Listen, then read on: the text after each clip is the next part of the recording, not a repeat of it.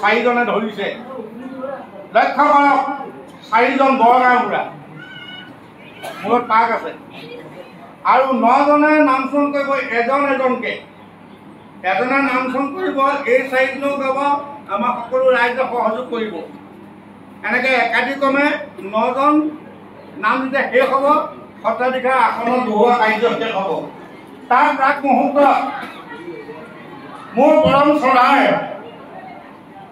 মায়ামৰা পূৰ্ণিমতী সত্ৰ সত্ৰাধিকাৰ ভলানন্দদেৱ গোস্বামীয়ে সত্ৰাধিকাৰ গুৰুজনাই আজি আসনত অধিষ্ঠিত কৰিবলগীয়া পুৰুষোত্তম নামৰ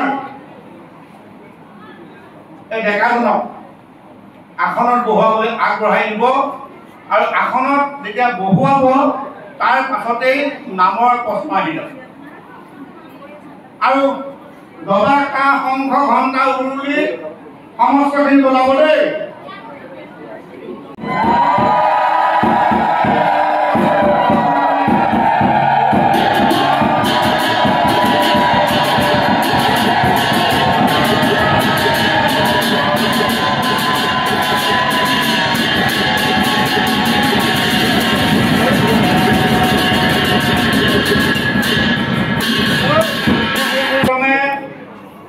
নাম ল'বলৈ আমি আগবঢ়াই দিয়া এজনকে আৰম্ভ কৰক। এজনে প্ৰথম কৰিব, আমি সকলোৱে সহযোগ কৰিম। যাতে 9 বাৰ নাম আপুনি বহি দিয়ক।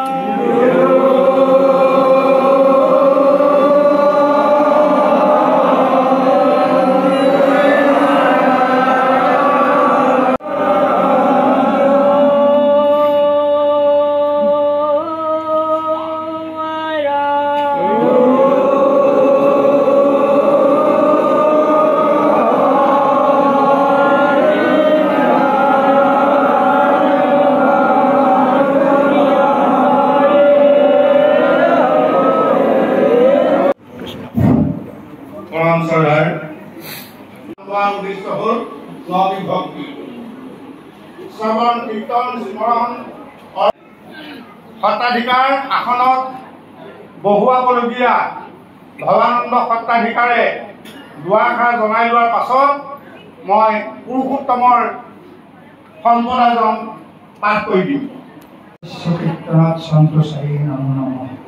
আজি যাৰ পৰা আজি এই মায়ামৰা ধৰ্মীয় সংস্কৃতি পালোঁ।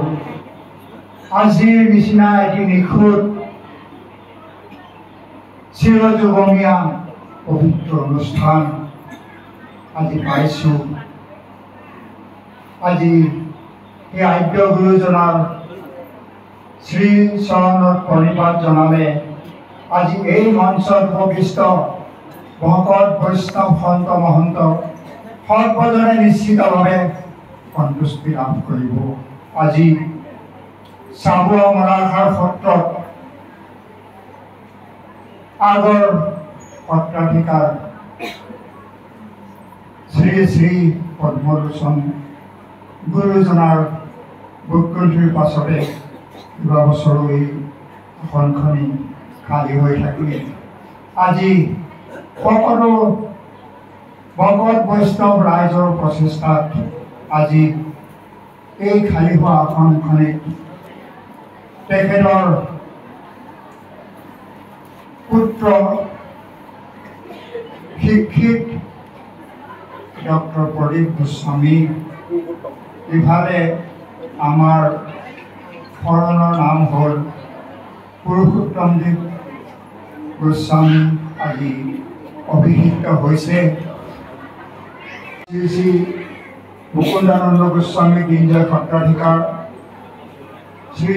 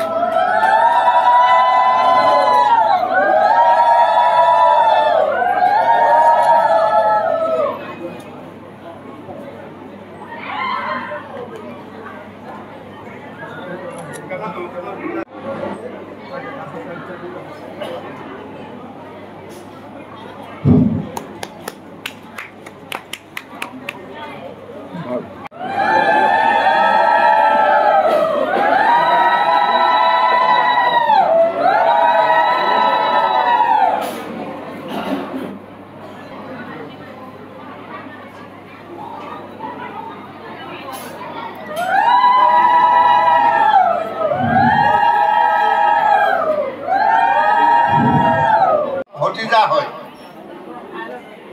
পুৰুষোত্তম মোৰ সম্বন্ধত ভতিজা, গতিকে খুৰাক হিচাপে নহয়, মই মায়ামৰা মদাখাত সত্ৰৰ দশম সত্ৰাধিকাৰ হিচাপে কৌটি কৌটি ৰীতি নীতিৰে আজি সত্ৰাধিকাৰ আজি কি ক'ব?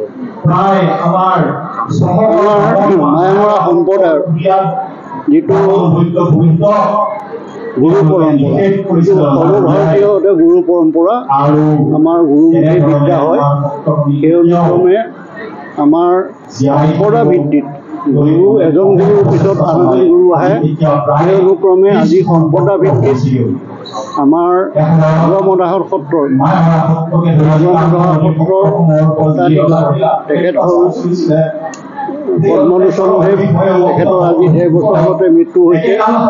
তাৰে যিখন খালী আসন আছিলে তাতে আজি পুৰুষোত্তমদেৱক আমি অধিষ্ঠিত কৰা হৈছে। ইয়াৰ এটা ডাঙৰ অনুষ্ঠান আমাৰ সমাজৰ। গতিকে তেখেতে আজি গুৰু বাক্য লৈ আজিৰ সত্ৰ সমাজৰ ধৰ্মীয় সকলো কাম কৰিবলৈ অধিকাৰ পাইছে। গতিকে আমি আশা কৰোঁ এজন পঢ়া শুনা শিক্ষিত মানুহ, তেওঁ যাতে আমাৰ গোটেই আমাৰ সমাজখনৰ সৰ্বাংগীন উন্নতিৰ কাৰণে চেষ্টা কৰে আৰু সফল হয়, ইয়াকে কামনা কৰিছোঁ। আসন ভাৰ গ্ৰহণ কৰিলে কি ক'ব? ধন্যবাদ। আমাৰ মায়ামৰা সত্ৰ আসন গ্ৰহণ কৰাৰ এই পৰ্বটোত আপোনাৰ সব আহি যিটো দেখিলে যিটো নীতি নিয়ম তাৰ কাৰণে আমাৰ পৰা জানিব বিচাৰিছে। আমি অতিকৈ সুখী হৈছোঁ, যিহেতুকে মায়ামৰা সত্ৰসকলৰ সত্ৰাধিকাৰসকলক আসনত অধিষ্ঠিত কৰা এক বিশেষ নিয়ম আছে। সেই নিয়ম অনুসৰি এই বছাপথাৰ গাঁৱতেই মায়ামৰা মদাহাট সত্ৰৰ পৰা আজৰি কাটি আহি এজন সত্ৰাধিকাৰে ইয়াতেই মদাখাটৰ নাম লৈ বছাপথাৰ মদাখাট বুলি নামাকৰণ কৰি আসন অলংকৃত কৰি গ'ল। তাৰ পাছত সেই একেই মদাখাটত তেখেতসকলৰ বংশৰ যোৰহাটত জানখনাত থাকি জানখনা মদাখাট, বৰামুগাঁও থাকি বৰামুগাঁও মদাখাট, মেলেঙাল থাকি মেলেঙাল মদাখাট নামাকৰণ কৰি তেওঁলোকে ধৰ্ম প্ৰচাৰ কৰি আছে। ইয়াৰ পাছতে তাৰে এজনে মেলেঙাল থাকি মেলেঙাল মদাখাট সত্ৰৰ নাম দি ধৰ্ম প্ৰচাৰ কৰি আছে। এই আসনখন অধিষ্ঠিত হোৱা আজি যিজন সত্ৰাধিকাৰ হৈছে তেখেতৰ পিতৃ পদ্মলোচন, তেখেতে বছাপথাৰ সত্ৰতে সত্ৰাধিকাৰ হৈ বিভিন্ন ফালে ধৰ্ম প্ৰচাৰ কৰি আছিল। আমাৰ এইফালে যদিও তেখেতসকলৰ শিষ্য নাই, কিন্তু শিৱসাগৰ যোৰহাটত তেখেতসকলৰ শিষ্যত্ব আছে।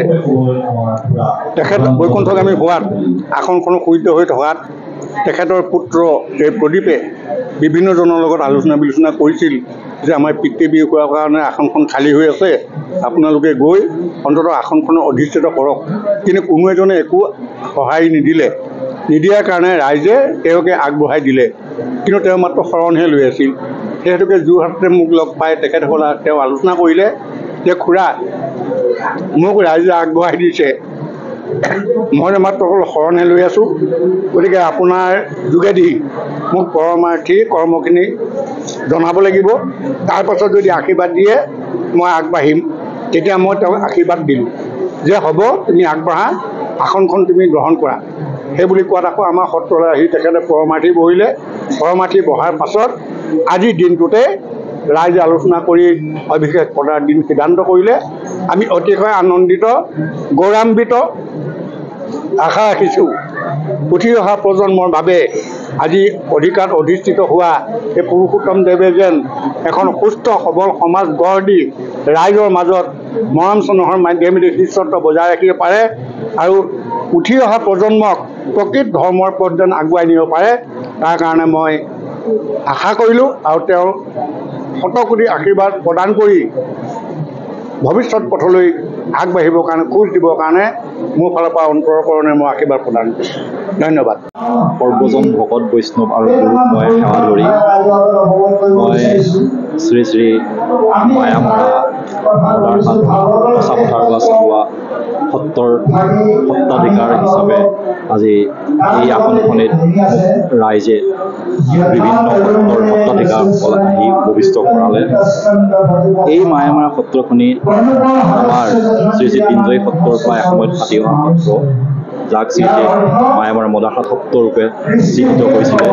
ইয়াৰ পিছতেই মায়ামৰা মদাখাট সত্ৰখনি আকৌ দুটা ভাগত বিভক্ত হৈ এই বছাপথাৰ অঞ্চলতে এই সত্ৰ গঢ়ি এই গাঁওখনকে মূল কেন্দ্ৰ হিচাপে গঢ়ি আমাৰ অসমৰ বিভিন্ন ঠাইত ভকত বৈষ্ণৱৰ সেৱাত এই সত্ৰই আজি বিভিন্ন গাঁৱৰ ভকতসকলক শৰণ ভোজন দি পৰমাধিক তত্ত্বৰ জ্ঞান দি বৈষ্ণৱ ধৰ্মত দীক্ষিত কৰাই আহিছে। আৰু ইয়াৰ আগতেই আমাৰ শ্ৰী শ্ৰী পদ্মলোচন গুৰুজনা আজি প্ৰায় ১.৫ বছৰ আগতে বৈকুণ্ঠগামী হোৱাত এই সত্ৰৰ ধৰ্মাসনখনি খালী হৈ আছিলে। গতিকে আজি ৰাইজে আমাক এই আসনখনিৰ প্ৰতি আগবঢ়াই দিছে। গতিকে আমি নিশ্চয় তেওঁলোকৰ প্ৰতি কৃতজ্ঞ হৈ ৰ'ম। আমি সৰ্বজনকে মই ধন্যবাদ জনাম আপোনালোকৰ জৰিয়তে। গতিকে আমিও এই আসনখিনি প্ৰতিষ্ঠা কৰিবলৈ যাওঁতে নিশ্চয় আমাৰ কিছু কৰ্মসূচী আমাৰ থাকিব। আমাৰ কৰ্মসূচী অনুযায়ী আমাৰ সত্ৰখনিক এখনি অসমৰ ভিতৰতে জাকতজিলিকা সত্ৰৰূপে আমি প্ৰতিষ্ঠা কৰিবলৈ চেষ্টা কৰিম। গতিকে ভকতসকলকো লগত লৈ আমি আজিৰ যুৱকসকল বিভিন্ন ক্ষেত্ৰত দেখা যায় যে তেওঁলোকে বিচলিত হৈ যুৱ শৃংখলতাৰ প্ৰতি তেওঁলোকে ধাউতি হয়। গতিকে যুৱকসকলক যদি আমি সোনকালে যদি বৈষ্ণৱ ধৰ্মত দীক্ষিত কৰিব পাৰোঁ, এইও এটা শুভ কাম হ'ব বুলি আমি নিশ্চয় ভাবিম। গতিকে আমি যুৱকসকল যাতে আগবাঢ়ি আহে আমাৰ এই বৈষ্ণৱ ধৰ্মটি জীয়াই ৰাখিবলৈ, বৈষ্ণৱ ধৰ্মত দীক্ষিত হ'বলৈ। গতিকে মই নিশ্চয় আমাৰ ফালৰ পৰা মই প্ৰচেষ্টা চলাম। ধন্যবাদ।